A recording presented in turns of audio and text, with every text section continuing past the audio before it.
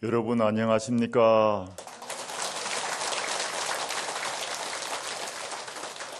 우리는 어디서 왔다가 어디로 가는 것인가 하는 것이 늘 궁금한 의문사항입니다. 보이지 않는 세계에 존재하다가 인연의 때를 만나면은 보이는 세계로 모습을 나타냅니다. 그리고 또 그 인연이 다하면은 보이지 않는 세계로 돌아가서 존재하는 것입니다. 죽었다, 자취를 감추었다 해가지고 영 소멸되는 것이 아니라 보이지 않는 세계에 가서 존재하고 있는 것입니다. 그래서 오고 가는 그 한 물건이 과연 무엇인가?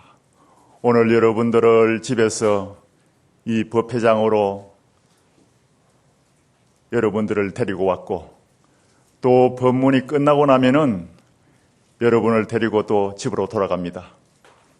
잠시 입장에 들었을 때 여러분들의 생각을 턱 놓아버리고 마음을 텅 비우고 있을 때 오직 알 수 없는 그 한 물건이 자리 잡고 있는 것을 여러분들은 느꼈을 것입니다.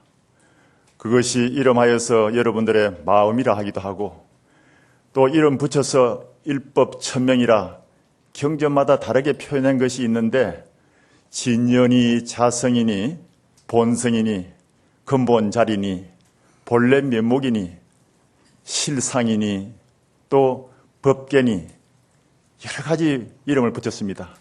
선가에서는 또 한 물건, 일물이라 하기도 하고 주인공이라고 합니다. 우리 한글로 하면은 참나라 하기도 합니다. 불성이라 하기도 하고. 그런데 그 모든 것이 다 한 물건으로 이름 붙여서 표현할 수도 있습니다. 우리의 그 주인공이 과연 무엇인가? 그것을 찾는 것이 마음을 깨닫는 것이고, 그것이 또 우리 부처님의 가르침, 마음을 깨달아 성불 하라는 데 있어서 아주 중요한 우리가 참고해야 될 부분입니다. 이 한 물건은 참으로 미묘해가지고 찾으면 찾았다 또 보이질 않아요. 그런데도 우리는 부처님의 가르침을 따라서 참고 정리를 해야 합니다. 이 사바세계에 거듭 태어난 이유가 어딨냐 하면은 무명업력에서 태어납니다. 그리고 이 사바세계에서 가장 잘 사는 삶은 자기 자신의 영적 진화를 돕는 일입니다. 쉽게 설명하자면은 수행정진을 하고 공덕을 닦는 일이 가장 잘 사는 삶입니다. 그래서 이 부처님께서도 공덕에 대해서 말씀한 부분이 있습니다. 부처님께서 말씀하시기를 출가 수행자들에게 공양을 올리는 것은 큰 공덕이 되느니라. 보다 더 큰 공덕은 삼보에 기하는 것이니라. 보다 더 큰 공덕은 오계를 지키는 것이니라. 보다 더 큰 공덕은 자비심을 지니는 것이니라. 보다 더 큰 공덕은 삼보를 위한 사원을 짓는 것이니라 했습니다. 그리고 이 세상에서 가장 큰 공덕은 삶의 덧없음에 깊은 통찰력을 키우는 것이라고 하셨습니다. 그것은 무슨 말씀인고 하면은 인생이 무상한 줄 알아가지고 우리 마음을 텅 비우고 밝은 지혜를 성취하는 것을 말씀하는 것입니다. 그래서 우리 불자님들도 수행정진을 통해 가지고 마음을 깨닫고 밝은 지혜를 성취할 필요가 있는 것입니다. 왜냐하면 그것이 이 사바세계에 와서 가장 잘 사는 삶을 성취한 것이기 때문입니다. 부처님의 열반송, 부처님께서 마지막 열반에 드실 때 개송을 하나 남겼었는데 그 개송도 다음과 같습니다. 모두 합장하십시오. 모든 것은 덧없이 변해간다.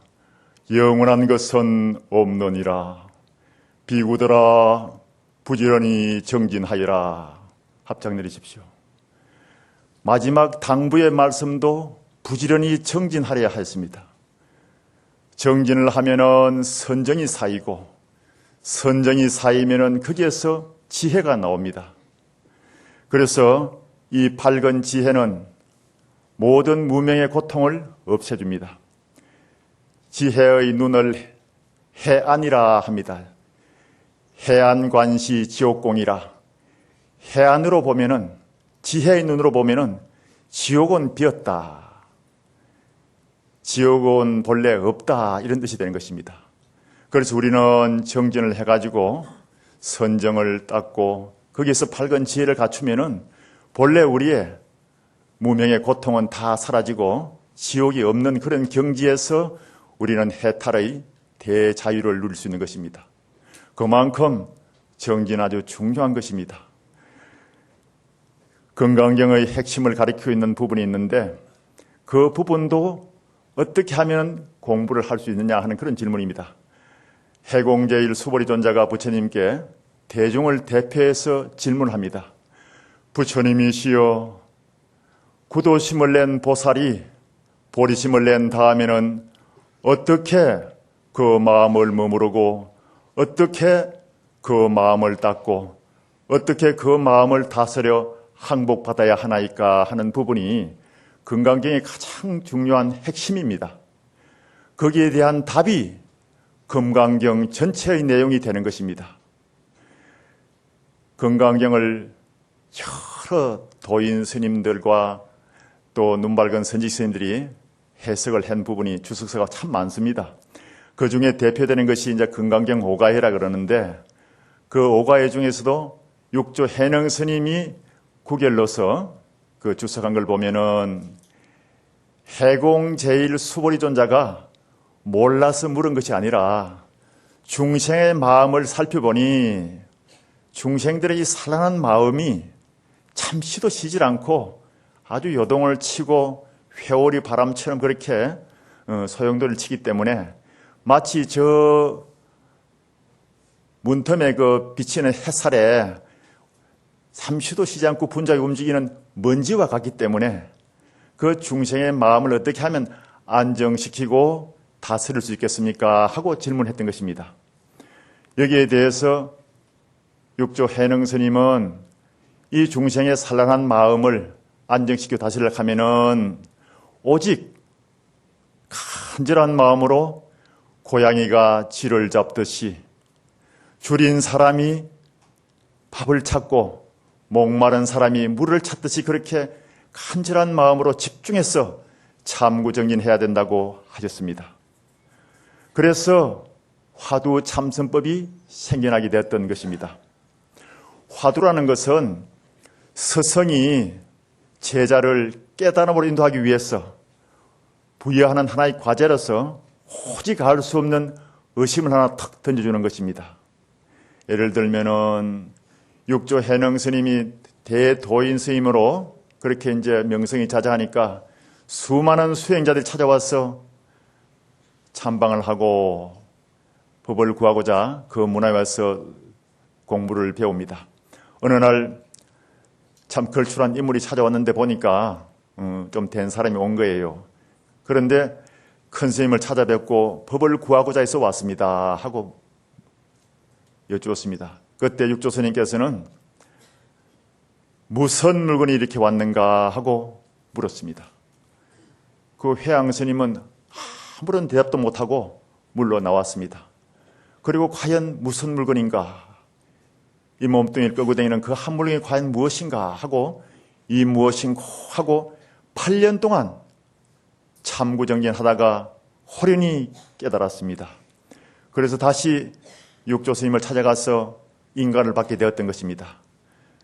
그렇게 해서 이목고 하는 의심을 가지고 참구정진하다가 깨달았기 때문에 그것을 인정받았기 때문에 이목고 화두가 생겼던 것입니다. 이 화두를 공안이라고도 하기도 합니다. 공안은 관공서의 공문서와 같이 이 화두를 들고 참구정진하면은 틀림없이 깨달음을 얻을 수 있다 해가지고 공안이라고 이름을 붙인 것입니다. 그래서 이목고 화두를 참구정진하는 스님들이 수많이 있었습니다. 그리고 화두는 무려 1700가지나 되는 그런 그 공안이 있습니다. 그런데 한 가지를 참고정진해서 깨달으면은 모두가 다 풀어지게 되어 있는 것입니다. 그래서 여러 불자님들도 오직 일구월심으로 참고정진하는 그런 마음을 가지고 수행을 정진해야 됩니다. 우리가 수행 정진하는 데 있어서는 신심이 아주 필요합니다. 참선의 3요소로 하면은 신심, 분심, 의심인데 이 신심이란 것은 믿음입니다. 믿음은 도의 근원이 된다 했습니다. 무슨 물건이 이렇게 왔는가 하고 질문을 했을 때 그 대답을 못하고 물러나와가지고 이 무슨 물건인고 이 무엇인고 하고 일구월심으로 참고정진했기 때문에 깨달을 수 있는 것과 같이 믿음을 가지고 처음부터 끝까지 정진을 해야 되는 것입니다. 그리고 분심은 분발심입니다. 나도 할 수 있다는 용기를 가지고 정진해야 됩니다. 불자님들이 참선을 하락하면은 그 나중에 나이 좀 덜면 하지 하고 미루는 분들이 있어요. 그래서는 안 됩니다. 그때가 바로 지금이라 생각하고 그 길로 들어서야 상근기가 되는 것입니다. 미루면은 미륵 부처님이 오실 때까지 가도 깨달을 날이 없다 그랬습니다. 그러니까 여러분들도 분발심을 가지고 정진해야 됩니다. 그리고 또 간절한 의심이 있어야 돼요. 의심이 잘 안 된다 해가지고 포기해도 안 되는 것입니다. 의심이 안 되면은 자꾸 의심을 챙겨가면은 거기에 대해서 이제 눈사람을 굴리듯이 눈덩이를 굴릴 때 처음에는 적지만은 점점 눈덩이가 커지듯이 간절한 마음으로 자꾸 참고정진하면은 의심이 커지는데 그것을 자꾸 참고정진하다 보면 나중에 정력이 쌓이고 그 의심 덩어리를 관할 수 있는 것입니다. 그렇게 해서 정진해야 합니다. 또 어떤 경우에는 호흡에 맞춰서 마시고 내쉴 때마다 이모코 하고 간절히 마시고 내쉴 때마다 이모코 하고 간절히 참고정진하다 보면 거기에서 또 정력이 쌓이고 자꾸 의심이 커진다 했습니다.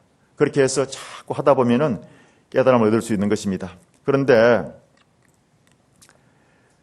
화두가 열심히 좀 되다가도 또 망상과 또 실험을 하게 되고 또 졸음이 오게 됩니다. 그래서 화두와 망상과 졸음이 삼파전을 벌이게 됩니다. 그런데 자꾸 화두에 힘을 실어주고 정신을 차려서 밀고 나가면은 망상도 좀 쉬어지고 졸음도 좀 걷어지고 그렇게 집중할 수 있는데 망상이 쉬어지고 화두가 좀 잘 되려고 하면은 졸음이 또 그렇게 와요. 왜 그러냐 하면은 과학적으로 선정산매에 드는 우리의 뇌파하고 깊은 숙면에 대한 뇌파가 거의 비슷하답니다. 그래서 선정을 좀 닦고 망상도 쉬어지고 일념으로 참고하다 보면은 자기도 모르게 헛뻑 서면 그 뇌파하고 비슷해가지고 그냥 졸음에 빠질 수가 있습니다. 그때일수록 더 간절하게 화두를 떠올리고 챙겨 나가야 합니다. 옛날에 도인 스님들도 수행할 때 얘기를 들어보면은 아주 졸음에 겨워가지고 애를 먹은 적이 많습니다. 경봉 스님이란 참 큰 스님은 얼마나 졸리는지 밖에 그 10분간 쉬는 시간에 저 화장실에 갔다 오는 순간에 겨울에 얼음을 손에 탁 쥐고 들어왔답니다. 졸지 않으려고. 그러니까 정신이 얼마나 번쩍 들겠습니까?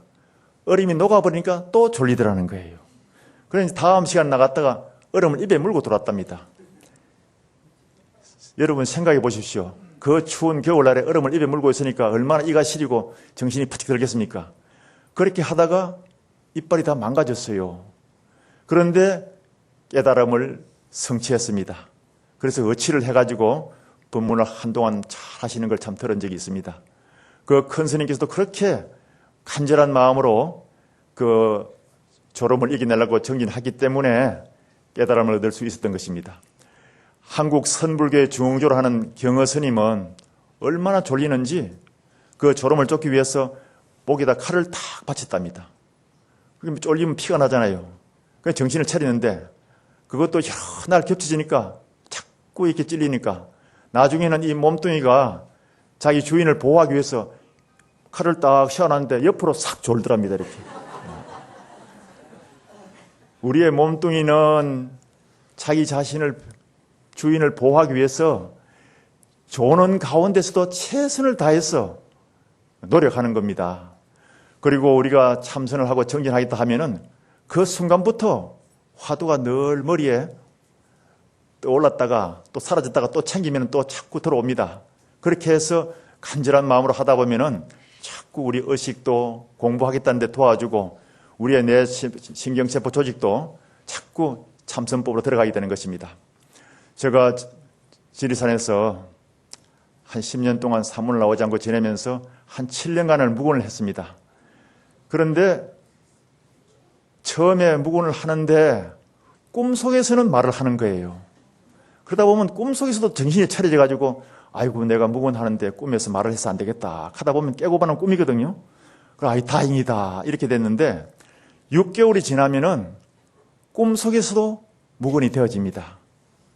누가 와서 말을 걸면 묵원 중입니다 이렇게 글을 써서 보여주고 말을 안 하게 되는 거예요. 그때에 그 묵원하는 것이 좋아 보이는지 대중스님네가 10분 이상 같이 묵원을 하기도 했는데 한 분은 저와 함께 3년을 같이 묵원한 스님이 계십니다. 나중에 묵원이 끝나고 난 뒤에 얘기를 들어보니까 그 스님도 한 6개월 전까지는 꿈속에 말을 하다가 꿈속에도 깜짝 놀래가지고 아이 묵원한다 해놓고 내가 왜 말을 했는가 이렇게 걱정을 했는데 꿈을 깨고 나니까 다행이다 했다는 거예요. 그런데 6개월 좀 지나가니까 그 스님도 꿈속에서 묵원이 되는 걸 체험했다는 겁니다. 그것은 우리의 뇌 이 세포 조직이 꿈속에서도 주인이 뭘 하고 싶다 하는 것을 도와주기 위해서 최선을 다하고 있다는 증거입니다. 여러분들도 참선법을 공부하고 싶다 하면은 우리의 뇌 조직은 주인의 뜻을 따르기 위해서 항상 최선을 다해서 그렇게 총출동을 해서 도와줍니다.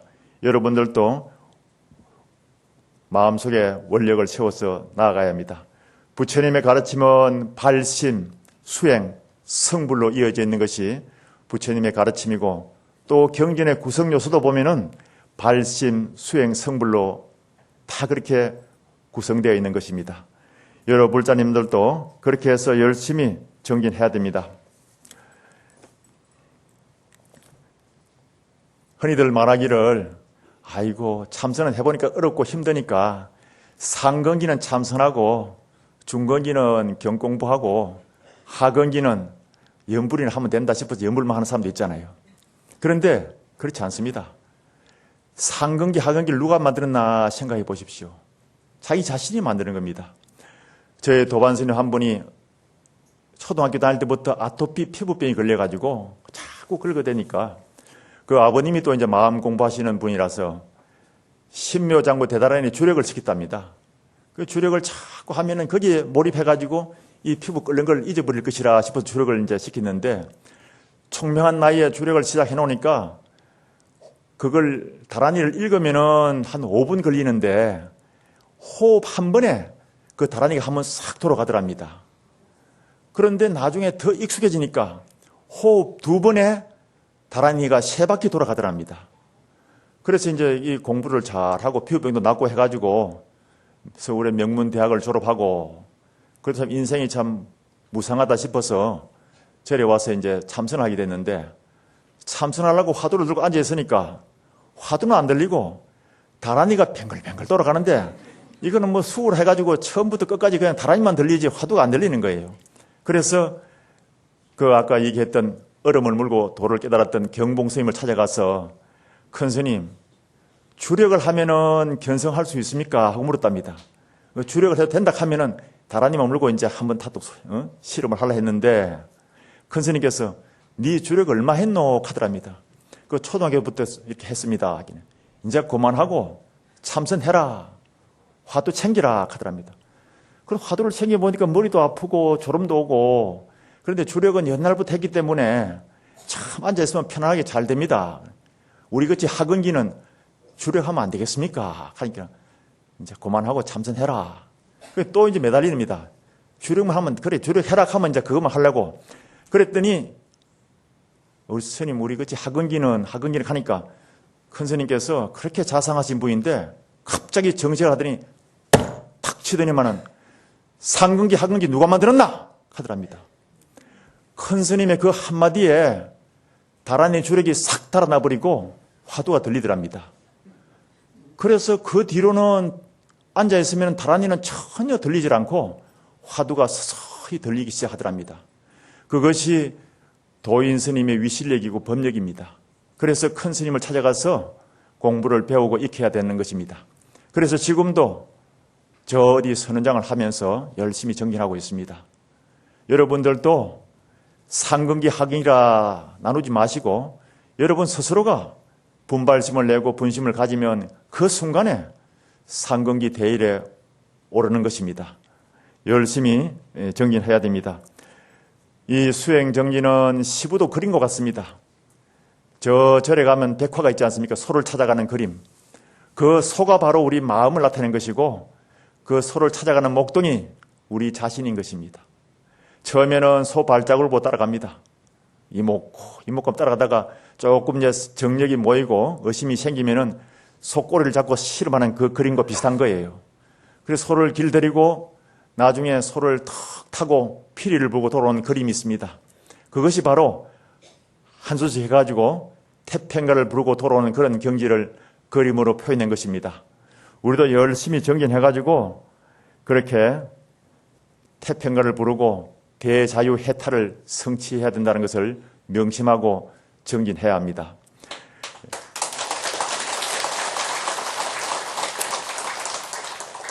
혼자서 처음 시작하면은 참 힘이 드니까 요즘은 사찰에서 선수련 하는 데가 참 많습니다.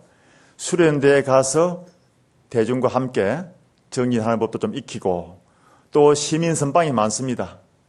시민 선방에 가서 여러 도반들과 함께 정진하는 시간도 가지고 그러면 자꾸 이제 공력이 쌓여가지고 아침에 일어나서 혼자서도 참선할 수 있거든요. 그렇게 해서 자꾸 익혀야 됩니다.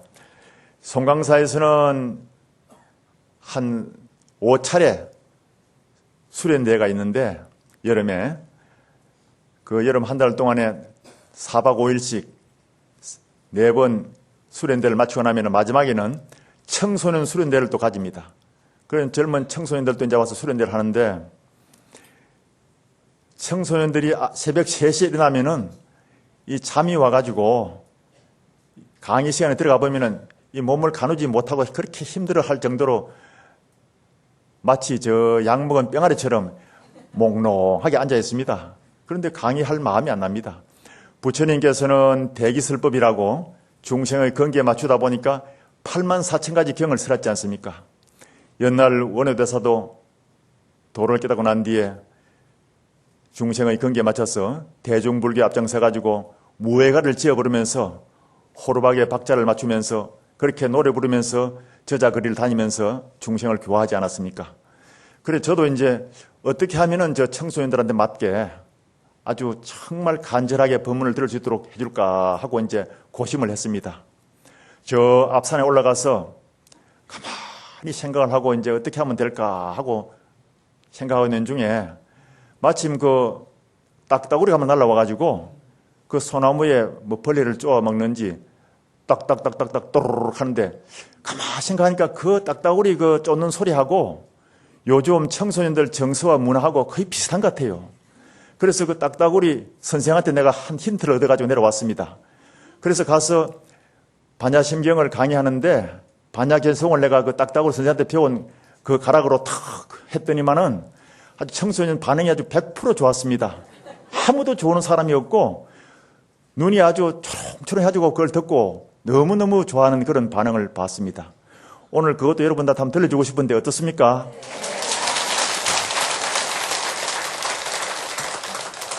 이걸 듣고 좋아하면은 여러분들도 한 10년은 젊어지시는 겁니다. 자, 한번 들어보십시오. 관절에 벗으리 지혜의 완성을 실천할 때에 이 몸과 마음이 다 비었음을 비추보고 모든 괴로움을 다 건지셨느니라. 사리자야 삼남만상 모든 물질이 다 비었느니라. 비었음이 본래 하물고도 없느니라. 없음이여 보이지 않는 세계에서 보이는 세계로 모습을 나타냈다가 그 인연 다 하면 보이지 않는 세계로 돌아갔나니 그리하여 있는 것이라 해도 있는 것이 아니요 없는 것이라도 없는 것이 아니니라. 색즉시 공공즉시 색.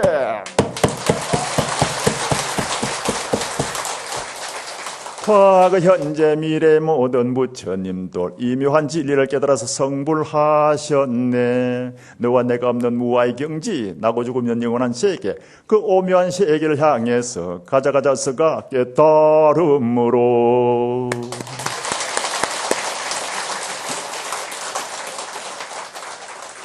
반야심경을 아주 간략하고 요약해서 이렇게 들려줬더니 모든 청소년들이 정말 자기들한테 맞거든요. 그러니까 아주 기분 좋게 받아지니고 또 이 노래를 부르면서 돌아갔습니다. 이것이 바로 법 보시고 법 공양인 것입니다. 여러분들도 이렇게 들으니까 기분이 좋죠? 네.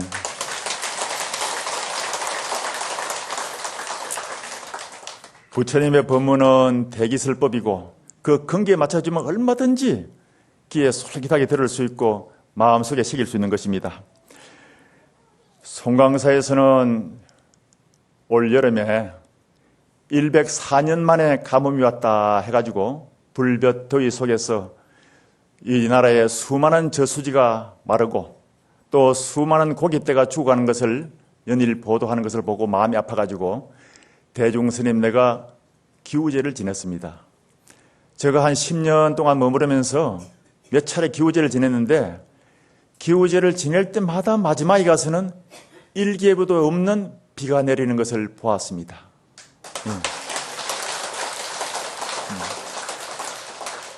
이번에도 장마 전선이 제주도만 머물고 기압골의 영향으로 위로 올라오질 않아가지고 제주도는 비가 많이 오는데 위에는 항상 가물다 했습니다. 그래서 스님들이 기우제를 지내나니까 남쪽부터 비가 내리기 시작했습니다. 그렇게 해서 비가 많이 왔는데 이것은 미신적인 얘기가 아니고 부처님 당시에도 부처님 위실력으로 그렇게 오랜 가뭄과 기근을 물리치고 재앙을 물리친 경우가 있었습니다.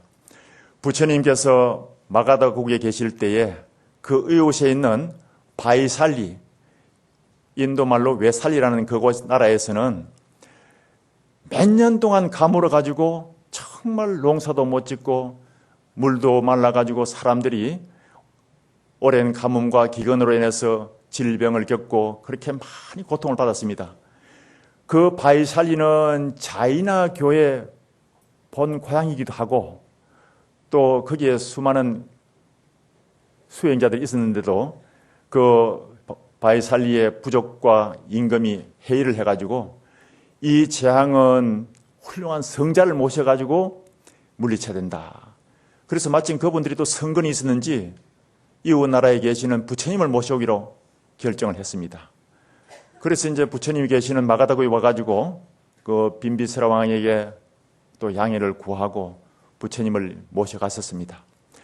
부처님께서는 500비구를 데리고 그 국경에 있는 강가에 이르렀는데 그때까지 이 마가다 국왕이 아주 열심히 이렇게 배웅을 해드렸답니다. 그래서 저쪽에서는 배를 이렇게 쭉 다리에 깔아놓고 열판지를 깔아서 선인들이 건너오도록 했답니다. 그런데 거기에 도착하자마자 비가 내리기 시작했습니다. 3일 동안 걸려가지고 바이살리 수도에 도착했는데 그때 부처님께서 그 아란존자 시자 스님에게 바리떼를 주면서 아나나 이 바리떼에 물을 담아가지고 왕자들을 데리고 이곳 저곳 다니면서 500비구 스님들과 함께 물을 뿌리면서 개송을 외우라 했습니다. 그래서 왕자들과 비구 스님들은 합장하고 따라가고 아란존자는 그 부처님 바리떼에다가 물을 담아가지고 물을 뿌리면서 개송을 외웠습니다. 그때 그 개송이 뭐냐 하면 다음과 같은 개송입니다. 이곳에 모인 모든 존재들이여 지상에 있건 공중에 있건 모든 존재들은 들으시오. 지극한 마음으로 귀를 기울여서 제 말을 경청하소서. 이 세상에서 부처님과 견줄 만한 보배는 없습니다. 하늘 위에서나 하늘 아래에서나 부처님과 견줄 만한 보배는 없습니다. 이러한 진실로 인해 그대들은 기뻐하시고 모두 행복하소서. 이제 이 땅에 부처님께서 오셨습니다. 이러한 인연으로 이 땅에는 부처님의 정법이 꽃 피어날 것입니다. 저 인간의 자손들은 부처님의 정법을 믿고 선행 공덕을 닦게 될 것입니다.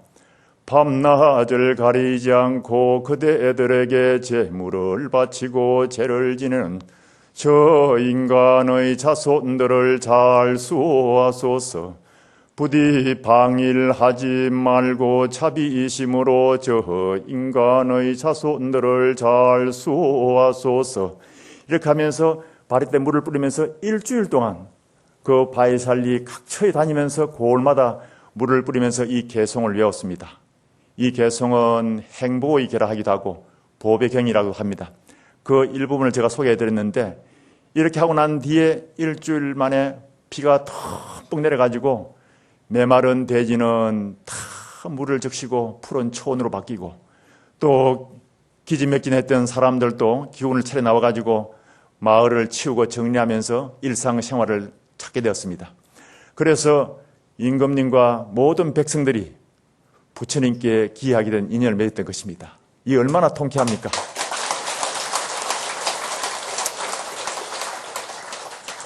지금 이 세상은 참 각박하고 험난한 그런 사건들이 연일 보도되고 있습니다. 우리 불자님들이 열심히 정진하고 수행하고 또 이웃을 위해서 축원한다면은 그것이 점점 훈훈한 향기와 또 중생들의 마음을 편안하는 그런 인연을 맺어가지고 많은 사람들이 다 평화로움을 얻게 될 것이고 이 세상도 풍요롭게 될 것입니다. 그래서 21세기의 이 위기의 상황을 대처할 수 있는 대안은 오직 선이다. 그렇게 학자들도 얘기를 하고 있습니다. 우리 불자님들도 참선을 뒤로 미루지 말고 이 각박한 세상이고 기후변화로 해서 고통을 겪는 이 시대에 우리가 참선을 하고 그 참선한 그 정진의 힘으로 축원을 하면은 세상이 더욱더 평화롭고 여유로워지겠구나 하는 믿음을 가지고 정진을 해야 합니다.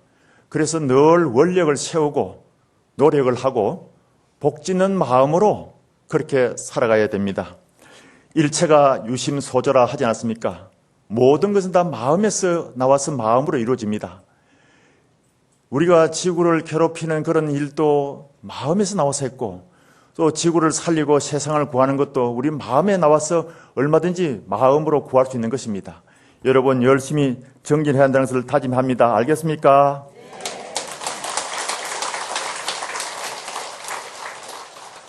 수행 정진은 콩나무에 물 주는 것 같습니다. 콩나무를 키우고 보신 분들은 아실 것입니다. 콩나물은 이렇게 이제 다라에다가 나무 가지를 걸쳐놓고 그 위에 콩나무 씨를 올리는데 그 도가니 밑에 보면 구멍이 뻥뻥 뚫어져 있어요. 그리고 집을 깔고 콩을 수북히 놓고 물을 자꾸 줍니다. 주면은 물이 한 방울 남지 않고 다 밑을 흘러 내려버립니다. 그런데 나중에 보면은 그 한 번 물을 먹었던 그런 인연을 해가지고 콩이 발화가 돼가지고 콩나물 씨루 밖으로 수북이 콩나물이 올라오는 것을 볼 수 있습니다. 그 한 방울을 먹으면 그 물이 뭐냐? 선근인 것입니다. 오늘 여러분들이 이제 법문을 듣고 가면 그러잖아요. 법회에 와서 법문 듣고 갈 때마다 보살님들이 집에 가서 그럽니다. 아이고 그 스님 참 법문 잘하더라 하면은 못 온 보살님과 그 가족들이 아이고 보살님 오늘 바빠서 못 갔는데 그 스님 뭐라고 좋은 말씀 합니까 하면 아이고 내가 듣기는 다 들었는데 다 잊어붙다 그러잖아요. 다 잊어버려도 듣는 그 순간에 감동을 먹은 것이 선근으로 남아서 마음속에 존재하는 것입니다. 그래 그것이 언젠가 씨앗이 돼가지고 때를 만나면은 발화가 되고 꽃이 피고 결실을 맺는 것입니다. 그래서 수행정진은 콩나물 시루에 콩나물 키우는 것 같다고 보면 됩니다. 아시겠죠? 네. 정진을 한 달, 두 달, 한철 해도 별로 남는 게 없는 것이 또 사실 이게 공부 과정입니다. 그래서 어떤 사람들은 아이고 내가 공부를 잘 못하고 있는가 하고 또 의기소침하는 경우가 있는데 그렇지 않습니다. 하루 1시간 참선하면은 1시간 부처라 했습니다. 그만큼 우리는 마음속에 늘 선견을 키워가야 됩니다. 그래서 부처님께서도 공부를 하면 어떤 축복의 은혜가 오느냐 하면은 자연스러운 축복의 은혜 4가지가 온다 했습니다. 수행 정진하는 사람에게는 첫째, 용모가 밝아집니다. 둘째는 마음에 자신감이 생기고 용기가 납니다. 세 번째는 건강이 좋아지고 수명 장수하게 됩니다. 네 번째는 안정의 힘이 생깁니다. 안정의 힘이 생기면은 가정도 편안해지고 내 마음도 편안해지고 주위의 모든 사람들하고도 함께 소통될 수 있기 때문에 만사가 그냥 형통돼가지고 뜻하는 바가 무장무의 원만 성취할 수 있는 것입니다. 그래서 여러분들은 정진이 그만큼 자연스러운 축복의 은혜를 준다 믿고 열심히 정진해야 됩니다. 이 정진도 참 해보면 어렵지만은 옛날에 대도인 스님들도 쉽게 한 것이 아닙니다. 다 어렵게 성취했습니다. 아까 남학 회양 스님은 이 무슨 물건인고 하고 8년 만에 깨달았고 조주 스님의 스승이라 하는 남전 스님은 20년 동안 참구정진해도 공부 안 되니까 나는 전생에 닦은 성근이 없어 안 되는갑다. 밭에 가서 공부하는 스님들 뒷바라지 하는 마음에서 채소나 갖고 야겠다 하고 밭에 가서 일을 하는데 그렇게 안 되던 공부가 일하는데 그냥 쏙 들어와서 항상 이목구가 떠나질 않는 거예요. 그래서 밭에서 일하다가 깨달았습니다. 그것은 그만큼 성근을 쌓기 때문에 가능한 것입니다. 도를 깨달은 스님들을 보면은 자복 위에서 깨닫는 것보다도 일상생활 중에서 깨달음을 얻는 순간이 참 많았습니다. 그래서 영훈 스님은 복사꽃을 구경하다가 호련히 깨달았고 또 만공 스님은 새벽 예불 하는 종을 치다가 눈이 확 열려서 깨달았고 허운 스님은 차를 마시다가 찻잔 깨지는 소리를 듣고 깨달았고 서산대사는 길을 가다가 우연히 낫닥이 우는 소리를 듣고 깨달았습니다. 효봉 스님은 1년 6개월 동안 토굴에 운막을 짓고 갇혀가지고 하루에 한 끼만 넣어다오 하고 계시다가 벽을 부수고 나오셨는데 그때 깨달음 성취했습니다. 송담 스님은 화장실에서 의심이 확 풀리는 경지를 체험했다 했습니다. 그래서 우리들도 열심히 정진하다 보면은 언젠가는 그것이 선근으로 남아가지고 콩나물이 시루 밖으로 쑥 올라오듯이 그렇게 시절 인연을 만나면은 눈을 밝게 하는 그런 때를 만나는 것입니다. 아시겠죠? 삼상사라 하는데 공부하기 좋은 곳이 딱 3군데 있습니다. 새벽 베개머리, 새벽에 일어났을 때 그때가 참 좋습니다. 누가 찾아올 사람도 없고 그때의 마음을 탁 가지고 정진하면 참 좋고 또 차 안에서 달리는 법당이다 해가지고 차 안에서 운전하면서 혹은 차를 타고 가면서 정진하면은 그 맑은 기운이 절대 교통사고를 일으키지 않습니다. 그래서 우리는 차 안에서 열심히 정진해야 되고 또 하나는 어디냐 하면은 나 홀로 공간인데 화장실입니다. 화장실에 가서도 경건한 마음으로 다 화두를 챙기고 정진할 줄 알아야 됩니다. 그런 것이 늘 일상생활에 연결돼야 됩니다. 자나 깨나 이먹고 가나 오나 이먹고 하고 자꾸 정진하다 보면은 그것이 자꾸 성근으로 쌓여가지고 꽃을 피우는 것입니다. 제가 이제 마지막으로 부처님의 개성 중에 가장 대표적인 개성 하나를 들려드리면서 본문을 마치도록 하겠습니다. 모두 합장하십시오. 소리에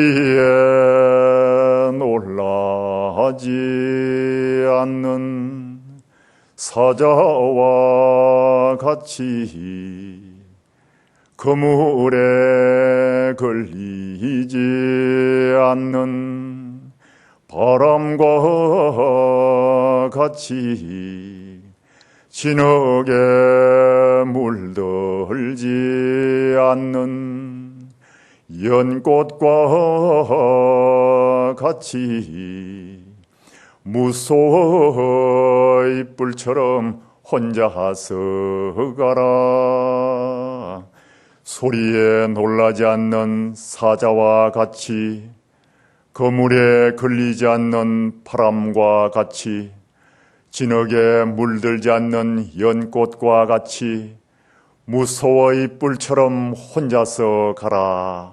합장 내리십시오. 무소는 콧불소입니다. 오직 콧불소의 뿔처럼 튼튼하고 당당하게 일념으로 가라는 뜻입니다. 이 세상에 가장 거룩한 여행은 무엇이겠습니까? 삼매입니다. 선정삼매. 참나를 찾아서 자기 속에 있는 부처님을 친견하기 위해서 떠나는 여행, 그 삼매야말로 가장 거룩한 여행입니다. 우리 모두 다 함께 거룩한 여행을 떠납시다.